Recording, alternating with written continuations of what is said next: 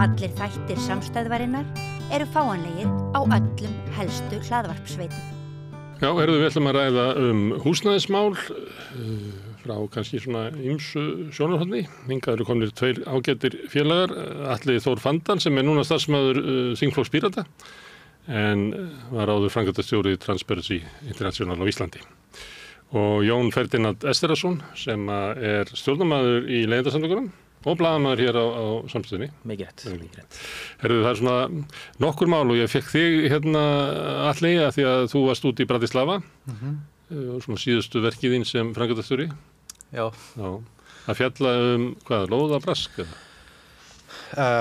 Já, svona einhver leyti. Sem sagt, já, síðasta verk mitt hjá Transparency var að skrifa sem sagt svona smá greiningu fyrir sem sagt Transparency á Íslandi og í Slóvakíu af því að þessar deildir hafa verið að vinna þeim saman af bara gagnaöflun. Þau eru með mjög flott fyrirbæri sem heitir Hver á Slóvakíu og sem sagt með eins og Jón Baldvin með Hverjir eiga Ísland. Já, svona svolítið þannig. Þetta er mjög flott verkefni. Þau eru sem sagt með og hafa tekið sérstaklega fyrir ferðaþjónustu af því að það er svona svolítið áhætta þar að peningaþvætti og pólitískum svona pólitísku braski í ferðaþjónustunni hjá þeim. Þannig að þau eru með sem sagt kort að þú getur skoðað öll hótel og alla svona ferðaþjónustu innaði og séð eignarhaldið og séð líka hvort þau tengjast til dæmis einhverju rússnesku ólígarkum eða annars slíkt eða eitthvað. Og þetta er mjög flott verkefni en þau geta gert þetta vegna þess að Slóvakía er með gríðarlega mikið af upplýsingum sem eru opnar og opinberar og auðvelt að sækja og vinna úr. Og við erum verið að skoða hvort við getum gert eitthvað svipað en vonum þá aðalega að spá í eignarhaldi á lóðum og sérstaklega þróunarreitum vegna þess að Transparency þegar ég var þar og áfram núna hafði áhuga á því að reyna að átta sig á þessu braski raun og veru eftir að það er búið að útluta byggingarétti og annað slíkt og til þess að setja það í samhengi þá er að eftir raun og veru kvótanum og orkunni líklega þá er útdeiling á byggingaréttindum stærsta og verðmætasta útdeiling á almannagæðum og það er gríðarlegur skortur á eftirliti með því. Þannig að sem sagt, þetta kláraði ég áður en hætti þarna og að þetta var nú bara búið einhverju nokkrum dögum áður þá átti ég að fara og kynna þetta og ég gerði það núna þó ég sé ekki lengur að starfa hjá samtökunum og þá þó að skýrslan sjálf sé ekkert rosalega spennandi heldur bara fjallum það hvernig maður finnur gögn og þá er ýmislegt sem að við sáum, við til dæmis tókum sérstaklega og skoðum orkureitin sem er alltaf rosalega merkilegt dæmi og við skoðum hana þegar hafði verið fréttur það en ég meina það er dæmi reit sem eru 436 íbúðir skipulaðar og hann fer í raun og veru í tveim viðskiptum á 4 vikum þá tvöfaldast verðmætið hans. Þannig að sem sagt áður en að búa hanna eða byggja eða undirbúa landið eða nokkuð þá fer hver íbúðareining frá því að kosta svona ykkur 6 milljónir upp í 11,5 milljón. Og það er áður en að búið að stinga niður skóflu. Já, það er kostnað sem er komið þá. Já, það er ekki búið að gera neitt. Það er reyndar eitthvað búið að hanna eitthvað þú skipulaðið eitthvað svoleiðis En það og ég meina þetta er náttúrulega gríðarlegt. Hækkunin frá 6 milljónum upp í 11 það gerist ekkert á það tíma. Það gerist ekkert á þeim tíma. Það væri réttlætt að eitthvað brota af þessu 6 milljónum í það að þarna hefði fyrirtækið eitt einhverjum peningum í það að liggja hjá byggingafulltrú að reyna að skrúfa upp byggingamagnið og auka verðmæti reitsins. Það sé eitthvað kostnaður þar. Stærstu leyti er það bara það að taka eitthvað sem var fengið ódýrt og reyna að skrúa það sem hæðst upp, selt næsta fyrirtæki.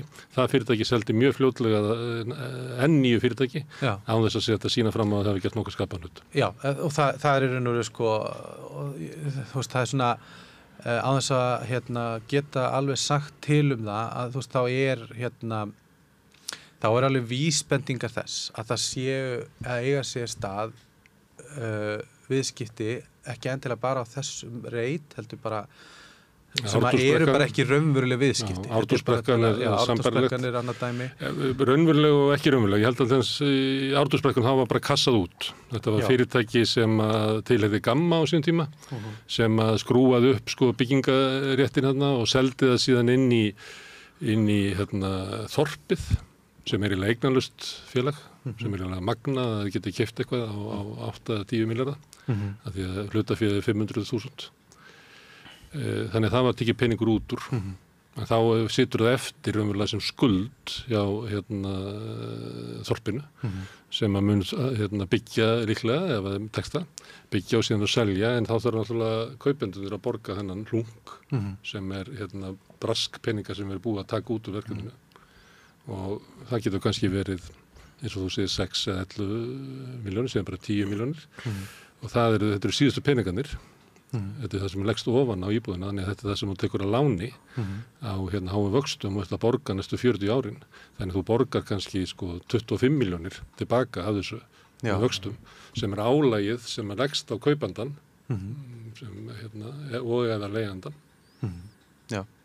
Ég meina þetta er bara, þú veist, og við verðum að ná einhverjum böndum á til dæmis þetta. Hefur ykkur áhuga á því, eða? Já, ég ætla nú að, er ég ekki skyldur til að segja það að flokkur segja? Jú, ég meina, en borgin hefur ekki áhuga á því, innviðaráðherra hefur ekki áhuga á því. Já, ég held að borgin, hún hefur ekki alveg öll tól sem þarf til þess. Þá er ég að reyna, og þá er ég ekki að reyna að afsaka borgina. Það sem ég er að reyna að segja er það að hluti af ástæðan fyrir að við erum í þessari krísu núna, þú veist, og hefur verið í henni lengi, er náttúrulega vegna þess að menn líti ekki á þessari krísu eða þeir eru í sjálfur í húsnæði, það er náttúrulega einn hluti. En það þarf samspil ríkisvaldsins og sveitarfélaga til þess að laga þetta. Og það hefur bara verið þannig, og bara verður að segjast, að ríkisvaldi hefur ekki verið tilbúið að vera í þessu, heldur hefur beinlínis verið í aðgerðum sem eru til þess gerðar að gera húsnæðiskrísuna verri. Við vorum að tala um það hérna áðan að þú veist, þessar reglur að megi taka loksins tilbaka byggingaréttin eftir 5 ár. Þetta er úthlutaðar lóðir og verktakinn gerir ekki neitt. Hún er bara í einhverjum svona viðskiptum. Það er að taka hana tilbaka, eða hvað? Eftir 5 ár.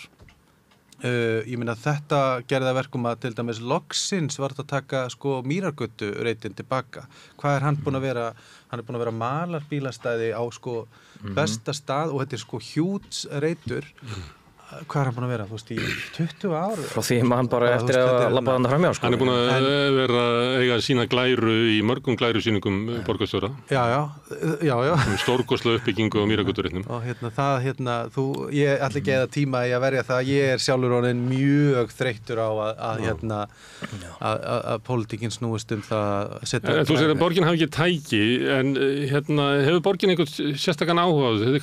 Kannist við umræðina bensínstöðunar? Það sem að er úthlutað þessum gæðum til bensínstöðana gegn því að þeir loki bensínstöðunum og þá fá þeir, og við höfum séð teikningar, það sé komið Birkimelur sem komin, það sem er búin til svona 102 kópavógur þarna við hliðina á Hótel Sögu og Þjóðarbókhlöðinni, sem er bara absúrt skipulag, ef maður skoðar samhengið að akkur ætli allt inn að koma inn þarna einhverjar háar blokkir í þröngum skuggasundum eins og er gert þegar verktakar eru að skipuleggja á reit þar sem er hús íslenskra fræða, þjóðarbókhlaðan, stúdentagarðanir og menntavísindasviðið, akkur kemur allt í einu 102 kópavógur þar. Við sjáum það þar og þá er borgin raunverulega að nota þessi gæði með eitthvað svona hugmyndur að það geti ítt undir þróun borgarinnar, að verktakarnir séu góður í því. Annað dæmi sem hefur verið tekið er upp í Gufunesi, þar sem að Balti fekk mikinn byggingarétt, tók hann, lagði hann inn í nýtt fyrirtæki sem átti að fara að byggja og verðmætaaukningi sem var við þann gjörning held ég sé nálægt milljarði, sem hann bara varð allt í einu til. Borgin hefur, það er ekki þannig að borgin get ekki gert neitt, það er ekki það sem ég var að segja, en hún hefur náttúrulega til dæmis eitt tól mögulega, það er að á hans ég þekki nákvæmlega hvernig þetta beita því, þú veist, það er eitt af því sem að hjálpaði okkur mikið við að safna svona upplýsingum verðsögu og viðskipti, en er mikil handavinna. Það er að þegar þú ferð í þetta samkomulag að þróa reiti upp á nýtt þá oft gerðið samningar skipulagið nýja og hvernig það verður og svo gerir borgin samningarna á milli þessa uppbyggingaræðilega eigandans og hvernig það verður og hverja skildunar eru og það yfirleitt í þessum samningum þá það þannig að ef þú selur lóðina að þá þarf að gera samkomulag að nýji aðilinn sem sagt taki yfir þessar skildur og réttindi já. Segjum að þú fáir útluta lóð og þú liggur niður í Borgartúni hjá byggingafulltrúa við að skrúa þetta upp. Hún hlökk fyrirhundi skipulagstjóri ríkisins var að tala spillingu í þessum málum nýlega og það sem að það bara vitað að ef þú ert verktaki þá ertu kannski með 2-3 menn í vinnu bara við að þrýsta upp bygginga magninu sem að verður reitnum því að það eru líklega þeir menn sem að munu skapa mest verðmæti fyrir fyrirtækið þitt. Þannig þeir eru bara linnulaust að skrúa upp þess að munu við sjáum kynningu að byggja svona á heglureitnum, sjáum við svona hús. Svo þegar þetta var byggt, þá alltaf svona hús, það er búið að bæta við 1 eða 2 hæðum. Já. Þannig að það linnulaus við að þrýstu byggingareitnum og byggingamagnu, þegar það tekst, að þá þetta selt og kassað inn. Ég held í grundvellinni sé þarna bara vandamál þessarar hugmyndafræði, ef við getum kallað það, ég veit ekki alveg hvað orðið best að nota, að við eigum að útdeila og bjóða út í öðrum sveitarfélögum til hæstbjóðanda lóðir. Það kom inn lóðeigendur og lóðabraskarar sem að skrúa upp verðið og selja það og hærra verðinni keyptu það. Koma verktakar sem vilja náttúrulega sína arðsemi, arkitektar, hönnuðir, allir taka út sinn gróða og sinn skerf og endanum færðu bara rándýrt húsnæði. Þannig að ég myndi bara setja spurningamerki við af hverju alltaf að ræða hvernig betra að fara í útdeilingar, hvernig betra að fara í útboð, ekki bara betra að byggja bara beint sjálft hið opera á reitunum eða samvinnufélög eða hvað svo sem það er. Sveitarfélögin gætu byggt sjálf á reitunum en fyrir ekki svo löngu síðan, kannski 30 ár, þá var almannagæðum úthlutað. Þá var það talið að það væri ekki boðlegt að bjóða þau upp því það vitað ef þú ert með uppboð að þá færs á gæðin sem hefur best aðgengi að lánsfé. Þá var einmitt bara gert núna aldrei í síðustu viku í Mosfellsbæ. Ég skrifaði fréttu það voru 389 umsóknir sem bárust 39 lóðir. Þannig að það voru 10 á hverja lóð. Þetta seldist eins og heitar lumur. Og seldist það háa verði þá? Háa verði og svo Mosfells bæjarstjórinn montaði sig á að það var mjög mikið einstaklingum eins og það var eitthvað frábært. En ég hugsa bara annarkvort ef það greiðlega tekið mikið fólk eða braskarar sem hyggjast selja það síðan. Það náttúrulega ákveðin merkin það líka núna á bara fasteignamarkaði. Að það meira núna viðskipti þar sem að er greitt bara beint fyrir húsnæðið. Þannig að það er bara borga kass. Já, það segir okkur að þú veist að er bara tekjuhóparnir sem geta keypt núna eru bara að færast hærra upp. Munurinn á því að deila út lóðum eins og var gert áður og bara í alla síðustu öld alveg fram til 1990 eða eitthvað. Að þá það hugsað þannig að þetta sé almannagæði og það hafa allir sama rétt og þá bara biðröð að því að takmörku gæði þá myndast biðröð og þá var litið svo á að það væri óboðlegt og þá var kosið að bjóða þau upp sem að þýðir náttúrulega hafi bara hinir efnamestu sem að hafa efna á að kaupa þannig að hinir sem áður voru í biðröðinni þeir bara sjást ekki þeir eru ekkert að fá gæðin en það sem að gerir síðan þegar þetta búið að ganga svona í svona braski að þegar það kemur að því að venjulegt fólk kaupir íbúðunar að þá kannski komið álag upp á Vilhjálmur Bjarnason fyrirverandi þingmaður Sjálfstæðisflokksins. Hann matið upp á 22 milljónir sem hafa verið komin á meðal íbúðar eininguna. Inn í því enda gatnagerðargjöld og eitthvað svona fastu kostnaður sem er kannski eðlilegt að síða þarna, kannski 2,5 milljón en brask kostnaðurinn hann er orðin 20 milljónir sem að almenningur sem að kaupir þessi húsnæði eða leigir þetta húsnæði borgar. Og þannig fara tvær tölur saman sem að var í nýrri skýrslu frá HMS að yfir 85% af öllu húsnæði á höfuðborgarsvæðinu kostar núna meira en 60 milljónir. Á sama tíma höfum við fjallað að það sem af þessu ári í kringum 80% af öllu nýbyggðu húsnæði er keypt af miklu fólki eða fjárfestum hreinlega. Þannig að þetta fer alveg sama, þú bara skrúar upp verðin, þannig að einu sem eiga efni á húsnæðinu eru efna meiri, þeir sé að setja út til leigu eða flippa bara hreinlega eignunum til fyrstu kaupenda sem gera það ennþá dýrara. Þau selja eða leigja húsnæðið á hámarksverði sem að almenningur til þess að fá arðsemina aftur strax. Og almenningur í þeirri stöðu hann þarf að búa ykkur staðar, þannig að hámarkið ansi hátt, fólk til í að sko skera sig inn að beini til þess að vera ekki á götunni. En það sem að ástæðan fyrir að ég það er auðvelt að draga það ályktun að ég þurfi að verja borgina af því að ég vinni á Pírötum og það er allt í lagi fólk haldið það, en ég ætla líka... Það minnur á þingflokknum ekki? Jú, en ég bara segja að því ég er ekki að fara að verja borgina en sko ein ástæða þess að við erum í svona ofboðslegri húsnæðiskrísu og í svona langan tíma og að einhver hluta vegna þá er þetta bara ekki samtal hjá, hvað ég segja, svona hinu blaðrandi stéttum og þú veist fólkinu sem getur tekið ákvarðanir, en þetta er eina sem fólk talar orðið nánast sko á kaffistofunum og þú veist þetta er stóra lífskjara spurningin er svo að það hefur verið stundað rosalega lengi að þeir aðilar sem bera mesta ábyrgð, þeir eyða meiri tíma eða að rífast hverju þetta er að kenna og það er meðalans vegna þess að ríkisvaldið hefur lagt sig í líma við það að kenna sko Reykjavíkurborg vandan í staðin fyrir að skoða þú veist vandan helsta. Ég meina aðgangumiðin að lóð núna er 60 milljónir og ég meina í nýjustu skýrslunni hjá HMS þá kemur bara fram að það sé bara teljandi á fingurum annarra handar sko hvað er undir 60 milljónum.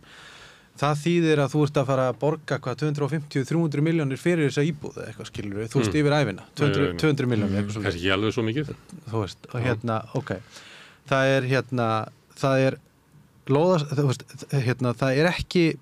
það er ekki lóðaskortur.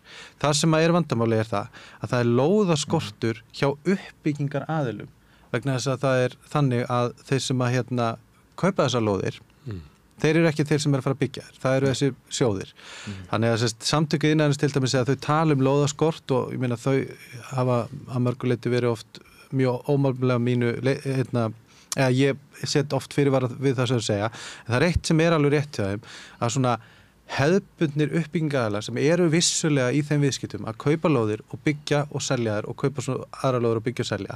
Þeir eiga ekki inn á þessu markaði. Þeir eru undir þessum fjárfestingasjóðum. Svo erum við með aðgerðir sem miða því að dæla peningum inn á kaupendahliðina, sem að þú átt bara alltaf að taka hærra og hærra á lán og það þýðir alltaf bara færri og færri geta þetta. En það er ekki ennþá búið þrátt fyrir sko þrot og hrun íbúðalánasjóðs að koma á kerfi til að fjármagna uppbyggingu. Þú veist, það er ekki fjármögnarkerfi almennilegt á uppbyggingu. Stjórnvöld trúa því að það sé gert í gegnum bara bankakerfið. Já, það er bara þannig, þú veist, og þess vegna er þetta. Það hefur þetta ekki stefna að húsnæðisuppbygging á Íslandi skal fara fram á hinu svokallaða markaði og þola þar sveiflur bæði á kostnaði við fjármögnun, kostnaði á lóðum og markasverð á húsnæði. Og það er algjörlega, það er bara galin. Hinum megin eins og öll húsnæðisuppbygging bara í okkar heimsluta á síðustu öld sem var byggð upp til þess að skaffa húsnæði fyrir fólk með lágartekjur eða fyrir millitekjur, að það var gert utan þessa kerfis. Við á Íslandi erum eina samfélagi í heiminum sem trúir því að markaðurinn muni leysa húsnæðisvanda lálunafólks. Þessi hugmyndur aldrei verið til í sögum mannkins en hún blómstrar hér og er stefna stjórnvalda. Og Ísland er ekki samfélag sem trúir þessu. Þetta er ákveðin hópur sem trúir þessu.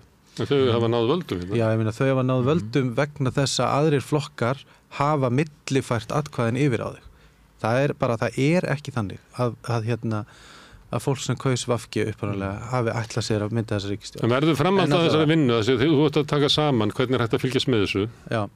Verður framhald en að muni þig eða þau fyrst að þú ert farin geta búið til kerfi sem að getur fylgst með hvernig verðmætin verða til á þessu braskmarkaði? Það er svolítið niðurstaðan að það sé ýmsar svona hindranir en ég held það sem ég nú einmitt að fara að tala þetta við þau hvað var þetta að gera svo ég geti og þetta er svona mitt lokaverk að ég held að niðurstaðan er svolítið svo að það eru ákveðin atriði í lögum sem gera það að verkum að það er erfitt að birta svona stórt plattform eins og greina niður á einstaklinga og að Ísland eins og svo oft sko þá þegar kemur að sko aðgang á opinberum gögnum og svona þú veist upplýsingum að þá Ísland svona maðurinn sem að segir, þú veist, sem býður aldrei neinum í partí og heldur aldrei neitt partí en segir alltaf öllum bara að það sé ólæst og skammar svo fólk fyrir að, þú veist, mæti ekki bara. Að því að, þú veist, það svolítið þannig hérna þegar kemur að, sko, opinberum gögnum að þá svona tæknilega séð þetta allt aðgengilegt.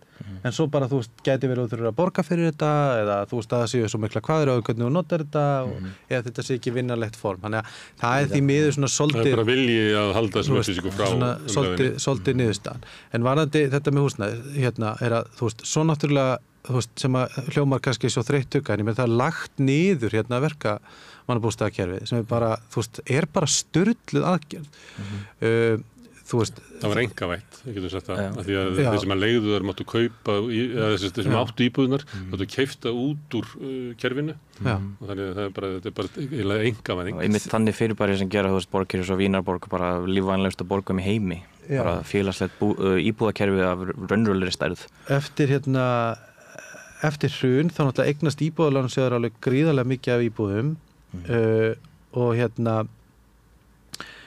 bæði vegna þess að það hefði verið byggt, þú veist, miklu meira en raun og þær voru seldar í pökkum þær voru seldar á pökkum, já, það var það sem ég ætlaði að segja seldar í pökkum, þú veist og meira segja var það gert eftir að hafi farið fram mjög mikil sko vinna til að reyna að búa til umhverfi fyrir svona leigufélög, almennileg leigufélög og þá bara, hvað heit hún Eygló, það var Eygló Harðar sem að selur þetta bara í pökkum og þú veist var félagsmálaráðherra á þessum tíma og voru á sama tíma einhvern veginn að reyna að sannfæra ungt fólk að það væri bara fínt að búa í gámum, ætti ekki að vera eitthvað svona snobb. Þannig að sem sagt þetta var stjórnvaldsaðgerð að taka þessar eignir sem höfðu verið teknar að almenningi og setja þær inn í hendurnar á einkaaðilum sem urðu stofninn að Heimavöllum og Ölmu leigufélagi. Það var þetta var stjórnvaldsaðgerð að búa til þetta fyrirbrigði sem eru svona okurlegu fyrirtæki sem við getum vaxið. Langstæsti hlutin af eignunum sem ennþá inn í þessum félögum eiga uppruna þar og þegar maður að skoða síðan nú eru þau með réttlætingar okkur að hækka leiguna og þá eru þau að benda á svona fjármagnskostnað og hitt og þetta. Ef þú skoðar á hvað verði þau keyptu íbúðirnar að þá getur þau verið að leigja íbúðirnar á 170 krónur á mánuði. Þau eru að leigja þær á 370 krónur á mánuði. Þannig að þau eru að miða við það eins og það hefur keypt þær í gær. Ef þau keyptu ekki í gær þau keyptu það fyrir þegar íbúðaverði var lægst á Íslandi á þessari öld og keyptu það með afslætti þá. Þannig ef þau myndu leigja þetta á raunvirðinu sem er kostnaður þeirra við að hafa þetta, að þá væri þetta miklu ódýrara. En svo náttúrulega hefur þetta gengið kaupum og sölum, ég meina lífeyrissjóðurinn var einhverja kassa inn með því að selja Heimavelli lífeyrissjóðuna, það er ekki að taka þar út 10 milljarða, Gamma tók út sko gríðarlega fjármuni þegar tókst að selja Ölmu yfir til matafjölskyldunar, þannig það eru peningarnir úr íslensku húsnæðiskerfi sem hafa verið teknir út eru sko tugir og tugir milljarða. Þess vegna erum við að segja að þetta er gríðarlega almennileg gæði og það ekki verið að, sko, það ekki fylgst nógu mikið með þessu sem kemur aftur að þessu vandamáli sem að við erum, ég var alltaf að tala hjá Transparency, sko, þú veist, að spillingaskatturinn bara svo geðveikislega hár. En svo eru fleiri hluti sem ég ætla að ræða. Við höfum náttúrulega ekki náð að byggja á neinum eðlilegum hraða. Núna þú veist, átakum að byggja 40.000 íbúðir á næstu 10 árum. Það eru 4.500 eitthvað fyrstu 2 árin og svo, þú veist. Þetta er lágmarkið og við náum þessu aldrei. Við felum verktökum að gera þetta og þeir byggja eftir eigin hagsmunum og þeir hafa ekki hagsmunni að byggja meðan vextir eru háir og þannig að þeir byggja þeir ekki. Alveg sama hvort þessi húsnæðisskortur geti að hækka verðið þannig að gæti orðið hagkvæmara fyrir þau að byggja. En þau hafa engan hag af því að laga húsnæðismarkað. Fluttum fréttir af því að umsvif á byggingamarkaði hafa aukist 20% en það er í byggingu á atvinnuhúsnæði og það hefur dregist saman á sama tíma íbúðuppbygging ykkur á smávægilega prósentu en hún hefur dregist saman í húsnæðiskreppu. En gefum okkur í smástund bara, þú veist, fyrir bara þessa rökræðu að þetta sé ekki viljaverk að halda framleiðslunni svona lágri. Þú veist, þetta sé bara mögulega getuleysi. Það sé ekki það sé bara ekki, þú veist, það sé bara ekki geta til að byggja meira og hraða. Heldur að einhverja ráður að sitja á skrifstofunni sinni og segja svo, Nú Ístaka ekki að byggja, heldur þið segja það? Nei, þú veist, ég ekki að segja það. Þið vita alveg að í þessu ástandi Ístaka ekki að byggja. Já. Þau koma hins og fram og tala við okkur, af því að við lifum í svona heimi þar sem við bara, eins og sé bara þjóðtrúin bara kapitalismi, að markaður hljóta að redda þessu. Sáttu við sjáum það aftur og aftur, hann ekki að gera það. Þannig að innviðaráðherra kemur svo fram til okkur með einhverja glærusýningu og segir að þarna ætla að vera með örvun og þeir ætla að telja íbúðirnar og lóðirnar, kannski gleymdu við að telja lóðirnar eða eitthvað og svo bara látið eins og þetta sé muni virka. Þegar öllum ætti að vera ljóst að þetta kerfi virkar ekki. Þetta að verða alvarlegra ástand, þetta grefur meir og meir undan lífskjörum almennings og mest hjá þeim sem síst skildi. Já. En leyfum okkur í smástund að bara ganga út frá því að það sé þannig að einkageirinn hafi bara ekki tæknilega getu til að gera þetta. Það vanti starfsfólk, tæki, þú veist, að það sé eitthvað. Þeir hafa fólk til þess að byggja hótel. Já. Það allavega punkturinn sem ég fara að koma á. En þú veist, gefum okkur það, þetta sé ekki market manipulation í smástund, en ég ekki að segja að þú veist, það augljóst að það market manipulation í gangi. Það allavega market failure í gangi. Þú veist, þannig gefum okkur þetta sé market failure. Hvað það búið að vera lengi? Þú veist, það búið að vera núna í áratug. Og hvenær eigum við þá? Myndi ég segja það upp af þessu. Já, hvenær eigum við þá? Þú veist, breytum stefnu. Þú veist, við erum með það á hreinu. Við getum ekki breytum stefnu. Þetta Það það sem ég var að segja áðan. Með því að trúin á því að markaðurinn leysi þetta. Trú hérna. Þetta bara svipað og segja að við erum inn í miðaldakirkjunni og færum að efast tilvist Guðs. Já, þú bara færið enga áheyrn. Þess vegna eru allir sem að, þetta verið sagt Sovétríkin svona 1980, þá vissu allir þetta virkaði ekki, en við bara ræddum það ekki. Þess vegna hélt kerfi bara áfram. Þetta kerfi heldur bara áfram vegna þess að það ekki hugmyndaleg geta inn í stjórnmálakerfin, flokkunum, í því að horfast í augu við það sem að þau hafa verið að boða í 30 ár, virkar ekki og bara eiginlega óskapnaður og fer illa með fólk. Ég hef verið að kalla þetta pólitískt ofnæmi í nokkrum greinum undanfæri, bara reynilega við þessari hugmynd að þú getur byggt til dæmis bara á hálfu eins og opera. Það þessi, þú veist, ég byrja að greina þetta öllum nýrum glærusningum og tilkynningum sem ég sé frá sveitarfélögum að ríki. Það alltaf sama orðalagið, skapa aðstæður, búa til skilyrði, skapa hvatningu til markaðarins, að þingkona Sjálfstæðisflokksins í þætti og heimildin held ég. Og í þessu felst að það eru verktakafyrirtækin sem eru eiginlega það sem við erum að hjálpa. Við erum að telja lóðina fyrir. Þetta bara samt álíka því að þú standir bara út í móa og hrópir út í tómið, vinsalast byggiði. Ég er búin að búa til svo flotta moldi vinsalast sáiði fræjum, en svo gerir það enginn og þá segir þú bara, já, kannski næst. Ég ætla að taka mér þá óvinnlegu stöðu að vera kapitalistinn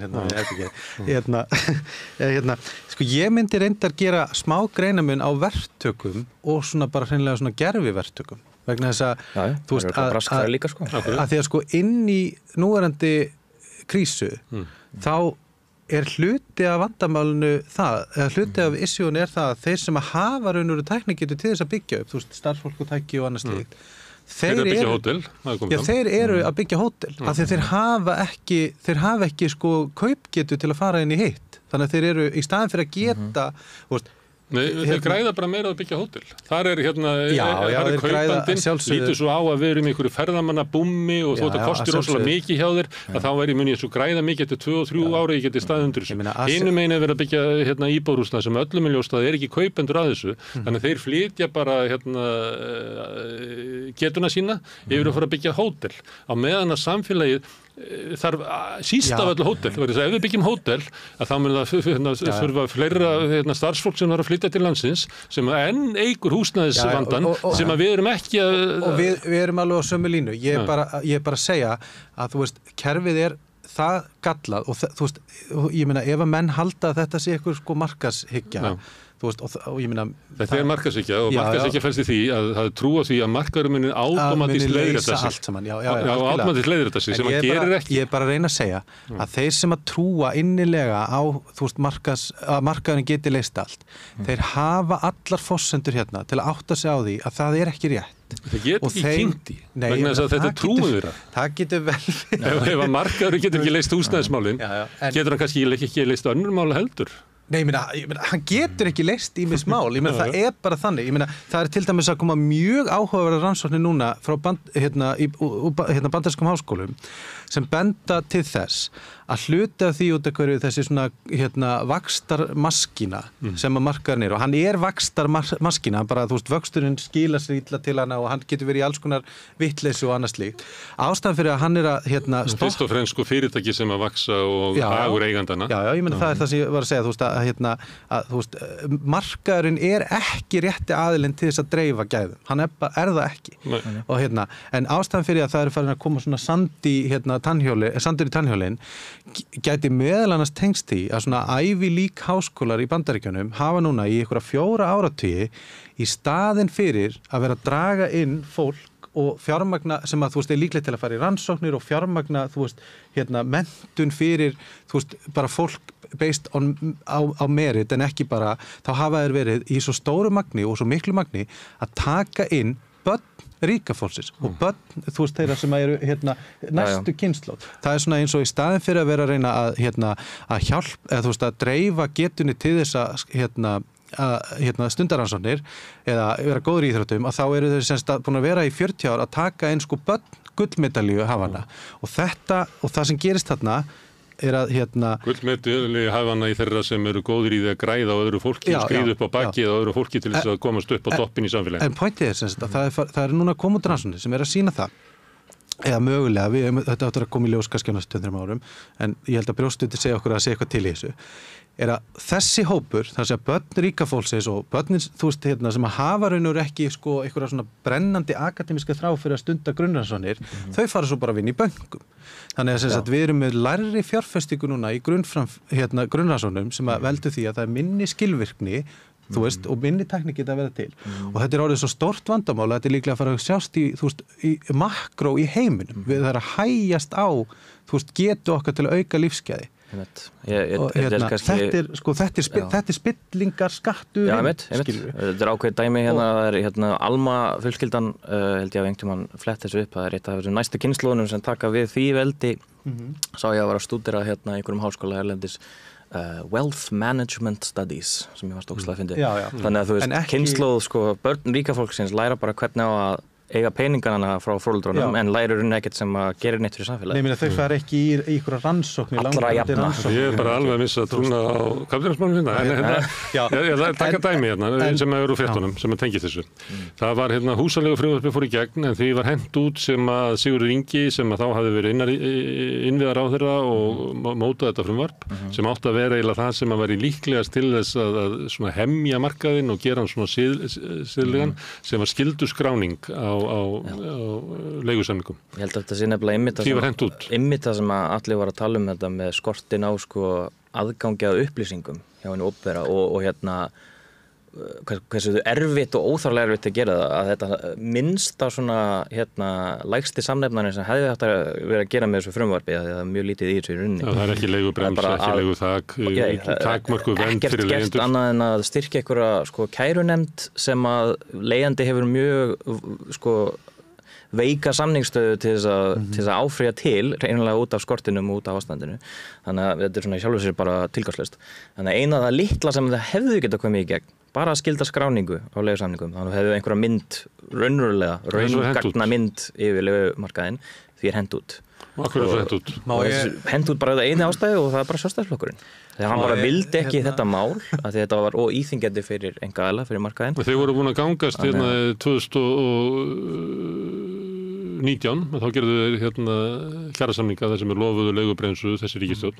Þeir gerðu aftur samninga í síðustu áramót sem að byggðust meðal annars á því að þó þessi veiku lög myndu ná fram að ganga. Þannig þeir hentu þessu. Þannig þessi ríkisstjórn til þess að ekki þurfa að standa við samninga sem er gera við aðalega vinnumarkaði. Persónulegt markmið Sigurður Inga meira þess að tjáði þingmaður mér til margra ára en það hann lúffa bara fyrir þessu því að það er einhvern veginn allt í þágu þess að halda ríkisstjórninni gangandi frekar heldur en að fylgja eftir eigin málum. Og eftir þetta lög sem að raunverulega bæta stöðuna á leigumarkaði ekki neitt. Það er enginn sem getur haldið fram að þessi lög séu til bóta. Þar á ekki vísanir í ákvæði í þessu sem að réttlæta leigusölum að hækka leiguverð með vísanir í markaðsverð. Ef þið sjá sambarlegt húsnæði á hærra verði, þá mega þeir svo á samningstíma breyta verðinu og leigjandinn á þá að áfrýja því sem er mjög ólíklegt að Þú veist það allir Þór, það sem að lögin gera þau breyta það sem að var áður sagt sanngjarnt verð, heitir núna markaðsverð. Þannig að nú er markaðurinn orðin sko bara mælikvarðinn, reglustika sem að mæli sig sjálf. Sko. Og hefur þennan alltaf rétt fyrir sér. Ég ætla að taka... Verða kapitalistinn í þessu líka? Já, ég ætla að vera kapitalistinn í þessu. Nei, ég bara, þú veist, það er rosalega mikilvægt af því að það bara, þetta er stóra krísan hérna og þetta, þú veist, hefur svo gríðarlega áhrif á lífsskjákar. Það er ofboðslega mikilvægt að reyna alltaf að halda á lofti hvað þetta er stór krísa. Því eitt er svo skrítið hérna að þetta er, þú veist, þetta er krísa fyrir sko stóran hluta almennings en þetta bara nær ekki almennilega að vera stóra máli, þú veist, til umræðu. Þú veist, þetta er bara einhvern veginn, alltaf einhverjum plástrar og eitthvað svona. Og þú ert að segja alls það að þú kemur að það var fólk að tala um þetta. Já, ég meina, það er það sem ég tala um. En það vandamálið okkar er bara stjórnmála elitan og myndu vilja bæta bara við meginstraums fjölmiðlandi líka, sko. Ég er að meina stjórnmálinu og reyndar alltaf ég... Rannsóknarefni af hverju RÚV er ekki að fjalla húsnæðiskreppuna á Íslandi. Og reyndar alltaf ég að segja það. Ég meina, það er eitt af því sem að maður, sko, er mjög hissa á og þú veist, ég alltaf nú ekki, þú veist, að vera einhvern veginn, þú veist, að reyna að diktata hvað fjölmiðlar tala um, en þú veist, það er áhyggjuefni að það sé bara ekki geta eða vilji eða hvað sem það er til þess að fjalla þetta stóra mál. Varðandi þetta leigufrumvarp, þá verði nú að segja að ég var að fara í gegnum mín fyrstu þinglok sem starfsmaður á þingi og sko, mér er sagt, en ég hef ekki samanburðin að þetta hafi verið skrýtnustu og erfiðustu þinglok sem að fólk man eftir. Og líka verri heldur en í fyrra? Já. Ég hef ekki samanburðin sjálfur, en ég get sagt aðeins bara hvernig þetta leit út fyrir mér. Ríkisstjórnin er löngu sprungin. Hún helst saman á því einu að ætla að vera þarna. Þau koma engu í gegn, þau get ekki samið neitt sín á milli, þau eru bara í algjöru verkstóli. Þetta er bara eitthvað svona, þetta er eins og bara svona eitthvað kvíði sem veldur því að það er ekki að gera neitt og þetta er bara furðulega sem sé. Og ég á ekki til, sko, ég veit ekki hvernig ég á að lýsa því, hafandi verið alin uppi bara, sko, mjög svona mikið vinnusiðferði og bara svona hörku í því að skila sínu, að fólk sko bara geti leyft sér þetta vegna þess að þau sko ætluðu að keyra í gegn lagareldisfrumvarp sem var sko óafturkræft og þú veist það er að segja þið baka ríkinu sko milljarða bótaskyldu, algjörlega handónýtt, vitandi það að það væri handónýtt, vildu gera breytingar á því, svo koma aldrei neina breytingar, voru ekki tilbúnir að skoða neina breytingar. Nei, málið var sko, ef þú ert ekki með óafturkræft, að þá verður að hafa tímasetningu sem að veldur því að þeir sem fá úthlutaðan kvótan get ekki veðsettan. Ég er ekki að meina leyfin. Ég er ekki að meina leyfin. Ég ætla að segja af hverju þetta stoppaði. Og þá gerist það að sjálfstæðismenn segja að þar af leiðandi getum við ekki lagt á sektir ef einhver brýtur af sér sem að Bjarkey vildi setja á í breytingunum. En þá segir sjálfstæðisflokkurinn nei, það er ekki hægt að setja sko sektir sem að sá sem fara út úr kvótan getur ekki bara sótt svona automatist í leyfið sjálft. En sko ég er ekki að tala núna um innihald sko frumvarpsins sjálfs og ég er ekki að tala um sko ótímabundnu leyfin, ég er að tala um það að þegar þetta er orðið að lögum þá er bara búið að gefa út ákveðin vilyrði og þau eru óafturkræf nema það er alveg svo sem að fær leyfið alveg svo bara í sjávarútvegi og það er bara með tilbaka ríkinu gríðarlega skaðabótaskyldu að reyna að breyta þessu og þetta ætluðu þau bara að keyra í gegn en voru samt búin að segja opinberlega að þú veist, já það þurfti nú að gera ansi margar breytingar á þessu. Þær breytingar komu aldrei. Þeir náðust ekki samstæðin í ríkisstjórn. Nei, þeir náðust ekki samstæðin í ríkisstjórn. Þau voru heldur ekki tilbúin að skoða breytingartillögur frá öðrum. Þú veist, þetta var bara, ég hef bara aldrei upplifað, ég hef léleg og bara skringileg vinnubrögð og ég verð bara að segja að, þú veist, ég skil ekki að þetta fólk geti vaknað á morgnana og fengið laun og haft svona ógeðslega litla virðingu fyrir sínu hlutverki og ég veit að ég vinn fyrir stjórnarandstöðuflokknuna en ég hef aldrei séð neitt þessu líkt og ég bara get fullyrta að enginn úr mínum félagslega bakgrunni myndi voga sér að hafa þessi svona. Já, sko, Alli, þú gerir ráð fyrir því ríkisstjórn sem mynduð til þess að sko þróa samfélagi í ykkur tiltekna átt. Ég átta mig að það draumsýn sko. En það á ekki við þessa ríkisstjórn. Þessi ríkisstjórn getur ekki komið sér saman og sagt, hvert ættu við sirka fara með samfélagið. Því þeir hafa ekki sameinað sýn það, þeir hafa ekki sko pólitíska getuna, þeir hafa ekki svona pólitísku greiningagetuna til þess að vita hvað er aðeins samfélagi.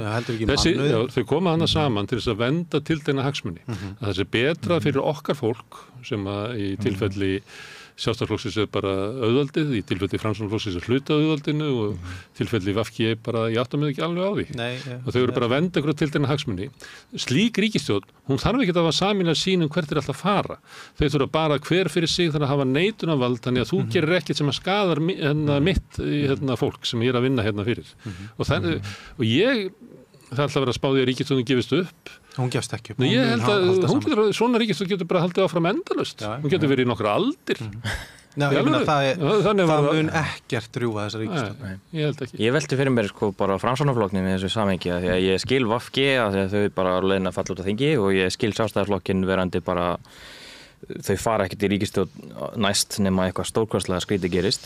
Þannig að, en Framsóknarflokkurinn verður vantarlega lími einhvers konar samstarfinn á þingi. Þú veist, það er mjög líklegt eins og sögulega er. Ef að Kristján myndar ekki ríkisstjórn með Sjálfstæðisflokknum. Já, svo sann, gefum okkur það samt. En ég held að það sé ólíklegra heldur en líklegra, en það geta allt gert svo sem. Ég ljósi reynslunar af Katrínu Jakobsdóttur. Síðast og Samfylkingin í ríkisstjórn með Sjálfstæðisflokknum eftir að hafa skammast út í árum saman að ég meina, Geir er ekki neitt Davíð, þannig að það er bara Þórdís er engin Bjarni. Og síðast fór stærsti vinstriflokkurinn á þingi, Vinstri-grænir í samstarfið með Sjálfstæðisflokknum. En það sem ég er að velta fyrir mér er Framsóknarflokkurinn sko, hann samþykkir það að fella úr gildi samgönguáætlun sem að það fór gríðilega vinna í og þarf að endurtaka allt á hausti. Hann samþykkir að fella úr þessu frumvarpi leigulög, húsaleigulög, þessa skráningarskyldu. Sem að var eiginlega eina atriði sem að Sigurður Ingi lagði áherslu á. Og hefur lagt áherslu á árum saman að í rauninni sko til þess að geta gert nokkuð skapaðan hlut fyrir leigjendur þurfi skráningarskylduna fyrst svo við getum kortlagt þetta. En núna getum við ekki kortlagt þetta og það búið að sóa 7 árum. Þau fengu fleiri mánuði í listamannalaun gegn því að sækja það í aðra listasjóði. Já. Það var samkomið. En þú veist þannig að ég velt fyrir mér sko stöðu Framsóknarflokksins einfaldlega því að Framsóknarflokkurinn hefði getað staðið á sínu þannig og spenningt ríkisstjórn og farið í kosningar og orðið bara eitthvað samstarfsflokkur Samfylkingarinnar og átt bara góðan dag sko. En ég ætla ekki að tala um ykkur pólitík. Nei, ég ætla að tala um ykkur húsnæðismarkaðinn. Já, það kom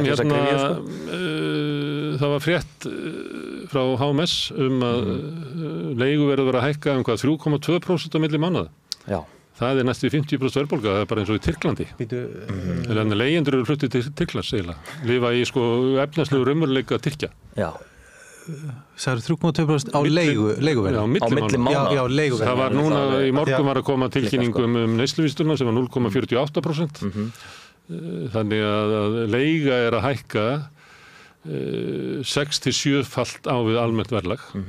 Og það þýðir það að ef þú ert leigjandi þá lifir þú bara í allt öðru efnahagslegu umhverfi heldur en sko er alltaf verið að vísa til. Það er þannig. En það er svona, þú veist, eins og ég segi sko, þú veist, ég veit að þetta er svona ómögulegt og það er, þú veist, það er náttúrulega eins og að berja höfuð við steini að reyna að tala um þetta sko, en þú veist, við verðum að ná þessi gegn. Við verðum alveg bara samfélagi sko og stjórnmálamennir að sjálfsögðu, það tekur kannski erfiðan tíma að samfæra fólk það og það verður að brjóta baki þessa hugmynd að það sé óeðlilegt að þið opinbera stundi uppbyggingu. Það verður bara að gera það. Ég meina til dæmis eins og eitt sem var svona side note í þess að við vorum að skoða þetta. Ég meina það kemur í ljós að ríkið er náttúrulega auðvitað eins og við vissum stór eigandi af lóðum í borginni en þannig að þú veist, ríkið er eigandi og hefði þannig sig getur til að fara bara í beina uppbyggingu. Til dæmis Keldnalandið.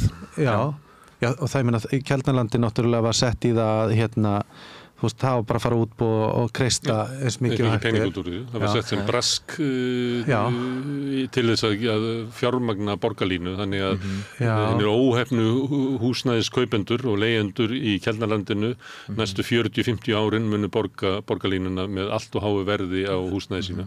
Já, ég reyndar ætla nú að segja það að þessi aðgerð að tengja þetta við borgarlínu er náttúrulega enn ein svona pólitíska aðgerðin sko. Það var samkomunaði sem hafa gert til þess að fá sjálfstæðismennina með og sveitafélögin henni í kring var að búa til svona brask. Það var samkomunaði en þú veist það þarf að bæta almenningssamgöngur. Ég er ekki andmæla borgarlínu. Nei, ég er að segja, skilur þú veist. Ég held að einhver annað þurfa að borga það heldur en bara saklaust fólk sem að koma sér þakki yfir höfðu. Þess vegna er ég að segja, þetta er enn einn svona pólitísk aðgerð til þess að búa til það umhverfi að láta eins og að sé bara engin leið að gera þetta nema bara gjörsamlega blóðmjólka, þú veist, fólk sem á ekki neitt. Ég meina það þú veist, eins og ég hef sagt miljónsinnum við þetta borð, fjármagnaðar skattalækkanir þessari ríkisstjórnar kosta 54 milljarða ári og þá ekki einu sinni byrjað að tala um það að taka auðlindarentuna og svo láta þess að sé ekki neitt peningu til að gera neitt hérna og í stóra samhenginu þá húsnæðiskrísin okkar þar að segja fjöldi eininga sem þarf til að laga þetta í stóra samhenginu þá þetta bara ekkert svo mikið við getum, þú veist bara farið í átak. Já, ég ætla að reyna að halda okkur við húsnæðismálin vegna þess að það kom frétt frá Barcelona. Hún var svo að það gríðarleg húsnæðisekla þar og vandamál og leiguverð skrúfast upp og þá grípa borgaryfirvöld þess eiginlega nærið því bara að banna Airbnb. Já, það aðgerð sem mun taka gildi held ég á næstu 4-5 árum þannig þau gefa þeim eitthvað leyfi en þú veist þau gerðu það miklu strangara til dæmis í New York sem gerðu bara skilyrðin svo ströng að það bara alveg dó út sá iðnaður nánast yfir nóttu en þannig spurningin það tekur tíma að byggja það tekur tíma að mæta þessar uppsætnuðu þörf en við erum bara með 1000 íbúða á þessari stundu sem eru í útleigu til ferðamanna hluta ári eða allt árið og þarna í tölum HMS með þess að koma fram þeir segja það að þeir fundu 980 íbúðir á Airbnb sem að beinleinis brjóta lög þeir eru lengur en 90 daga samfleytt á ári og hvað gerist þá? Það bara gerist ekki neitt og við vitum þá úr leyndarsamtökunum að því að formaðurinn okkar Guðmundur Hrafn hann fór að hitti reglugerðarfólkið eftirlits deildina yfir þessu það einn maður hjá sýslumanni sem situr og sér allar skráningar á Airbnb og á að sinna öllu sögum í og umfangi kringu það og eftirliti. En sá maður fer aldrei úr skrifstofu sinni að hann bara upptekinn við skráningar og svo var bara tekin stikkpröfa og Guðmundur Hrafn hefur talað um þetta margoft áður að hann nefndi bara einhver handháskend nöfn og bara leitaði þessu og athugaði, þetta skráð? Nei. Þetta skráð? Nei. Flest af þessu ekki sem skráð. Talandi skráningaskyldur og allt þetta. Þannig ef við samþykjum eftirlit með bröskurunum, þá höfum við það þannig að það virkir ekki. Nei, við erum með svona innbyggt eftirlitsleysi og í rauninni vil ég líka samt segja því að ég svona staldra við þetta því að hið minnsta sem kerfið geti gert væri að tryggja það að þeir sem brjóta lög væru ekki að gera það, skilurðu, að það væri eitthvað gert í því. En Airbnb og skammtímaleigumarkaðurinn í heild sinni sem líka þessi gistihús í íbúðarhúsnæði og fleiri sem að gera þetta alltaf, þú veist, 5-6-7.000 íbúðum jafnvel samtals. Því að Airbnb sjálft kannski í kringu 3.000 pluss mínus 500 eftir sumari eða vetri. Þetta er allt vandamál. Af því að ef þú ert að leigja í 90 daga samfleytt á ári til ferðamanna eins og lögum samkvæmt mátt, hvar á leigjandinn að búa með það? Þú veist, áttu bara að flýja út í fjöll í 3 mánuði og koma svo aftur og leigja íbúðina í 8-9 mánuði árs. Þú veist, markarinn í heild sinni þannig að þú sett með gríðarlega fjölda af íbúðarhúsnæði í skammtímaleigu. Það bara býr til helsi á leigumarkaði sem að verður ekki leiðrétt nema þetta sé bannað. Fólk getur leigt húsnæði við veturinn og svo verður það bara heimilislaust í Má ég skjóta þess inn í þetta því að þetta er svona típist dæmi við vandamál sem er alveg bara þvílíkt auðvelt að leysa. Einmitt. Og við erum búin að vera í 10 ár einhvern veginn að reyna. Herðum reglunar eins og New York gerði eða bönnum þetta eins og Barcelona gerði. Það er oft komið hingað. Ég kannast við margar fréttir þar sem kemur ykkur frá borginni og segist að nú séu við herða reglunar og eitthvað svona. Svo breytist þetta, þá er verið að kynna eitthvað sem er raunverulega engin aðgerð. En látið í það skína að það sé aðgerð. Það er ekki bara við Reykjavíkurborg, svo það var bara við svo margt hjá okkur. Nei, en ég ætla að segja bara, þú veist, þetta er ótrúlega gott dæmi, það var fyrirspurn á þingi fyrir held í 2 árum frekar en einu þar sem var verið að fara yfir til dæmis fjölda íbúðar sem er ekki með neina lögheimilisskráningu og það var eitthvað bara 15.000 íbúðar eitthvað, það var 5.000 íbúðar, ég man ekki alveg, þú veist, bara er ekki með töluna. Kringum 10.000 ef ég man rétt þar sem að þetta er alveg, þú veist, gríðarlegu fjöldi, þú veist, ég meina, af hverju getum við ekki verið með lögheimilisákvæði? Það er vegna þess að það er ekki hægt að koma því í gegn, það er náttúrulega þingið sem þarf að koma því í gegn og það við erum ekki með ríkisstjórn sem hefur áhuga á því.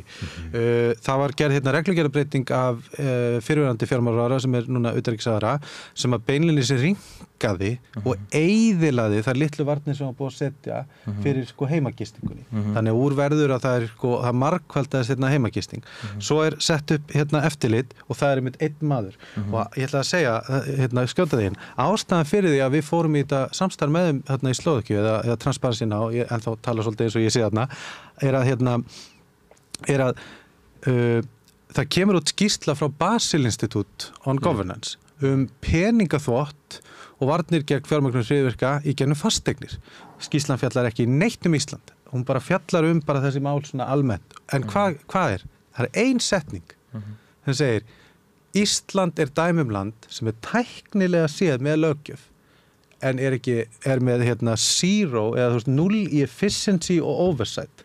Þannig að þetta sem hún segir með hérna Airbnb, þetta er raunverulega hinn pólitíski vilji. Vegna þess að það kostar ekki neitt í stóra samhenginu að vera með 10 eða 20 eftirlitsmenn. Vegna þess að bara þetta loka þess og klára þetta. En það er það sem að þú veist, hérna, þetta er ekki bara ofurtrú á markaðinum þó að það sé alveg eina þeim, heldur er þetta líka ríkur pólitískur vilji til þess að hafa þetta slæmt.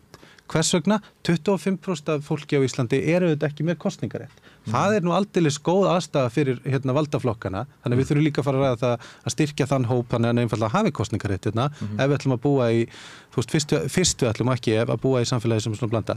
En það þarf líka að bara fara að horfast í augu við það að þetta er ekki, þú veist, þetta er blanda, en þetta er ekki bara getuleysi, þetta er ekki bara óvart. Þetta er vegna þess að það er vilji til að halda þessu svona, vegna þess að eins og með Airbnb-ið, þetta er ógeðslega lítið mál að laga þetta. Það er ekki nokkuð ljóst að ef við tökum bara Airbnb og leigumarkaðinn að þá líta stjórnvöld svo á að sko þjáningar leigjenda á markaðnum og hvernig hátt leiguverð grefur undan lífskjörum hérna fjölskyldna og þrýstir börnunir í fátækt og allt sem við þekkjum.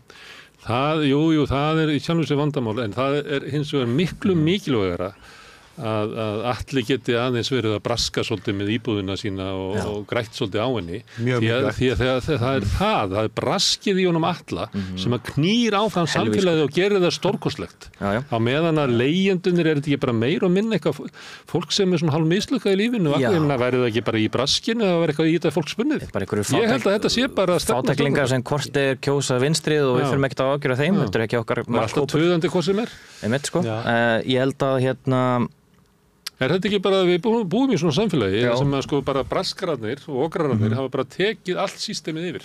Jú, og ég held sko að stundum þarf þetta ekki eins og að vera meðvitað að því að hreinlega sko við rekja okkur það í leyndasamtökunum og hérna þegar maður fer að tala við fólk svona bak við tjöldin og embættismenn og alls konar það maður mæti bara svona skilningsleysi, fólk fattar ekki, er það eitthvað vandamál? Ég spurði fólk hérna út í þetta ákvæði húsaleigulögunum hérna að réttlæta þess að hækkanir með vísanir í markaðsverð og ég fekk bara svörin sko þetta var frá stjórnarnastöðu þingmanni sem bara ég meina þú veist lögin áður voru svo sem ekkert skýr og voru ekkert hjálpleg heldur og eitthvað svona en það áttaði þess ekki á því ef ég er leigjandi þá þori ég ekkert að áfrýja leiguhækkunum ef ég bý í skortsástandi að ég þarf endurnýjun og ég þarf meðmæli þess að fá næstu íbúð ég get ekki verið að stofna til sko einhverja illinda við leigusala minn maður er alltaf að halda honum góðum það er líka ótrúlega eitra sko samband sem allir leigjendur þekkja mjög vel að þú þarft einhvern veginn að smjaðra fyrir leigusalanum og beygja það undir hann og hans óskir og vilja bara til þess að sko tryggja eigin sko tilvist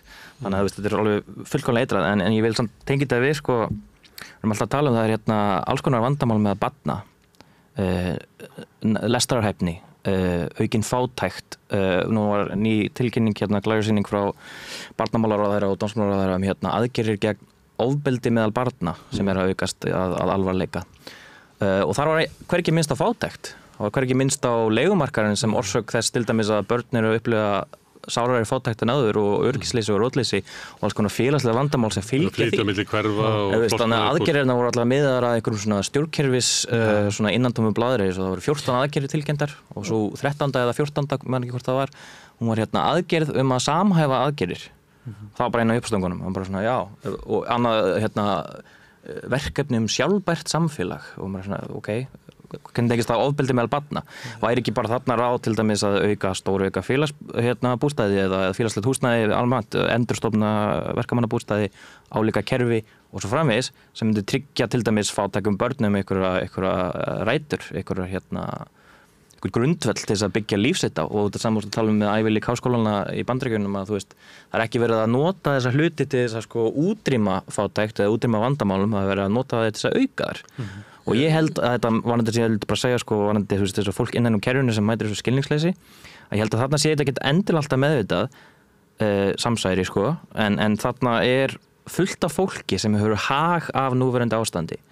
Lögfræðingarnir sem eru að ráðleggja ráðherrunum inn í ráðuneytunum og allir þessi sérfræðingar. Og ofan á að móta reglunar. Já, og allir þessi sérfræðingar sem sitt inn í ráðuneytunum heldur að þeir ekki auka íbúð, margir, sem leigja út. Það hefur komið fram hérna í okkur að í mörgum af þessum endurskoðunar nefndum og starfshópum sem hefur að móta húsnæðisstefnu, að þá yfirleitt, það aldrei leigjandi, en það eru mjög, kannski 17-18% af hópnum eru leigusalar. Og þeir sem að mótmæltu hvað háværast þessari skráningarskyldu leigusamninga til dæmis, það voru leigusalar, húseigendafélagið og Samtök atvinnulífsins og fleiri. Þetta væri þessar kvaðir og markaðinn og einkaaðilar, þetta var svo ósanngjarnt. Þetta svona the bare minimum, þetta það minnsta sem við getum gert, bara skráða á einhvern gagnagrunn. Kostar engan neitt nema þú veist 10 mínútur af skráningavinnu, borga eitthvað skráningagjald upp á 1000 kall. Hörru Piltar, takk fyrir að koma hingað og ræða húsnæðismál, Atli og Jón. Ég ætla hins vegar að sitja hérna áfram og reyna að skilja þetta samfélag sem við lifum í. Næsti kafli eftir augnablik. 60% eflingarfólks á erfitt með að ná endum saman. Hvernig hægt að réttlæta það? Efling stéttarfélag. Barátta fyrir betra lífi.